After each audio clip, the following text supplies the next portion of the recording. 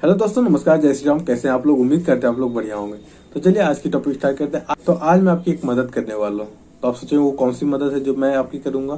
तो वो मदद है, अगर आप राजनीति में इंटरेस्ट रखते हो तभी मैं आपकी मदद कर सकता हूँ, ऐसे वरना कोई मदद नहीं कर सकता। क्योंकि अभी से कुछ दिन के बाद बिहार में चुनाव होने वाला है, जिसमें कि अगर आप बिहार की राजनीति में इंटरेस्ट रखते हो तो आप सोच रहे होंगे किनको वोट दें, किनको वोट नहीं दें, किनको इस बार जिताना है, किनको इस बार नहीं जिताना है। या आप एक किसी भी पार्टी के सदस्य हो सकते हैं, या आप खुद किसी पार्टी को मन बनाए हो वोट देने का। लेकिन वोट देने से पहले एक मेरी बात जरूर सुने और अपने दोस्तों में जरूर इसे शेयर करें कि आखिर हम वोट क्यों दें और किसको दें।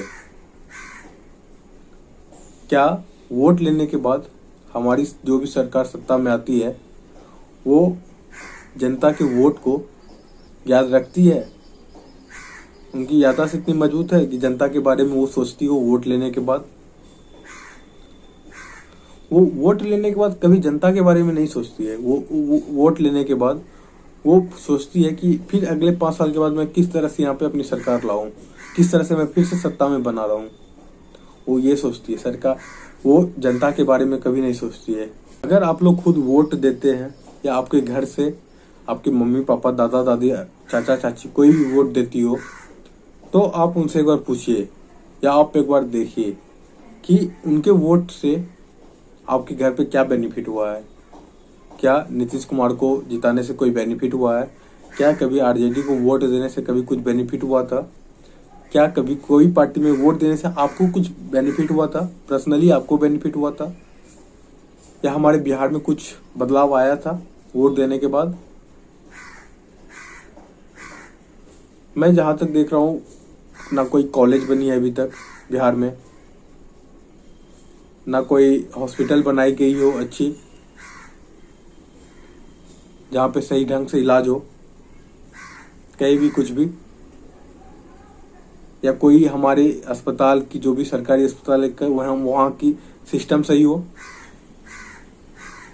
अस्पताल जाने के बाद आपके साथ सही से व्यवहार हो रहा हो, नहीं हो रहा है। तो क्यों हम ऐसी सरकार को वोट दें जो हमारे लिए सोचती ही नहीं हो। बस वोट लेने के टाइम उनको जनता का तो याद आ जाता है, लेकिन वोट लेने के बाद जनता के बारे में उनको कुछ मालूम ही नहीं रहता है कि जनता के साथ क्या तकलीफ है, जनता को कहाँ क्या दर्द है। बस वोट लेने के टाइम आपके शहर में ये दिया जा रहा है, आपको आपके राज्य में ये दिया जा रहा है, लेकिन वोट के बाद कुछ नहीं। और जो भी हमारे अभी जैसा कि आप लोगों ने सुना होगा कि हमारे देश के प्रधानमंत्री बिहार के लिए बहुत बड़ी बड़ी सौगातें दे रहे हैं, 24,000 करोड़ की, 16,000 करोड़ की, इस तरह से। तो क्या वो हमारे कुछ काम में आएगी? क्या वो बिहार में कहीं यूज होने वाली है? उसका कुछ पता रहता है? हम लोगों को कुछ पता नहीं रहता। तो चलिए हम लोग बात करते हैं 24,000 करोड़ पे। तो क्या वो 24,000 करोड़ हमारे कुछ काम में आने वाली है? नहीं, क्योंकि वो 24,000 करोड़ में 10,000 करोड़ को साइड कर दीजिए और जो 14,000 करोड़ बचता है वो तो पहले पार्टियों में बटेगी, विधायकों में, सरपंचों में और बड़े बड़े मंत्रियों में, बड़े बड़े व्यापारियों में बटेगी। उसके बाद बचता है 10,000 करोड़, जिसमें कि 5,000 करोड़ ठेकेदारों के पास जाएगी और 5,000 करोड़ आपके पास उतरेगी। आपके पास उतरने का मतलब है कि कहीं पे कुछ भी करवा दिया गया, छोटा मोटा काम करवा दिया गया और बस वही सब। तो वो पूरी की पूरी रकम आपके पास नहीं आने वाली, आपके काम में नहीं आने वाली है। ऐसी है हमारी सरकार। तो आप जरा सोचिए कि हमारी बिहार की सरकार स्टूडेंटों के लिए क्या लाई है, स्टूडेंटों के लिए क्या बदलाव की है? कुछ भी स्टूडेंटों के लिए बदलाव हुआ है? अगर आप कहीं भी कोई भी सरकारी काम करने जाते हो तो क्या वो सरकारी काम आपका एक बार में हो रहा है? कोई भी सरकारी काम, एक छोटी सी काम के लिए बार बार जाना, बार बार आना, फिर भी आपका काम नहीं हो रहा है पूरे सही तरीके से। तो क्यों हम ऐसी सरकारों को वोट दें जो हमारी तकलीफों को दूर ही नहीं कर पाए? क्यों दें ऐसी सरकारों को वोट हम? ना स्टूडेंटों के लिए वो कुछ करे।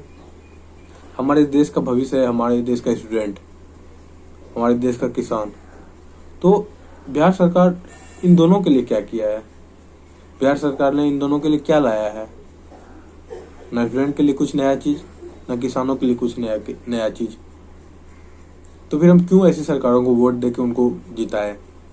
अभी बिहार के मुख्यमंत्री नीतीश कुमार जी ने बोला एक इंटरव्यू में कि कोई भी अत्यंत पिछड़ी जाति के परिवारों से किसी भी लोगों का मर्डर हो जाता है, उनके घरों के किसी भी सदस्य का मर्डर हो जाता है, तो उनके घर से एक लोगों को सरकारी नौकरी दी जाएगी। तो बताइए जरा कि ये किस चीज को बढ़ावा दे रहे हैं? तो सरासर बढ़ावा दे रहे हैं मर्डर करने की।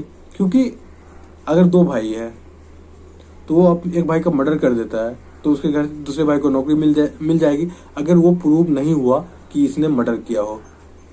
वो अपने बाप को अगर मार देता है, क्योंकि आप लोगों ने भी देखा होगा कि जब किसी का बाप रिटायरमेंट पे रहता है तो उसका जो बेटा होता है वो उसे मार देता है, क्योंकि उसके बदले उसे नौकरी मिल जाएगी।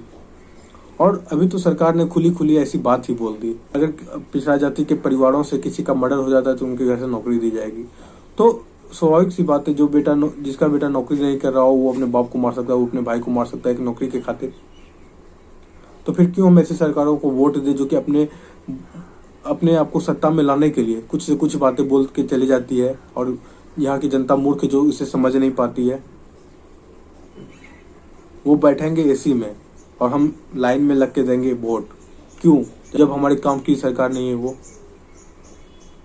क्यों ऐसी सरकारों के लिए हम लाइन में लग के वोट देंगे? क्यों सारा काम छोड़ के हम वोट देने जाएंगे?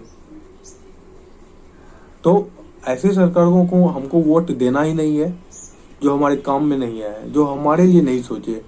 बस वो अपने कुर्सियों को बचाने के लिए सोचते हैं। जनता के लिए उसने क्या सोचा?